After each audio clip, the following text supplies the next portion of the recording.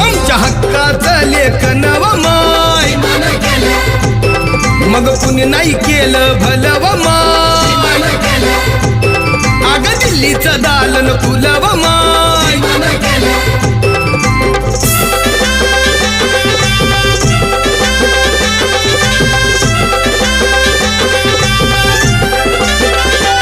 तुमच्या पोरानं शाळेत शिकावं आशाला जारीला मुकावं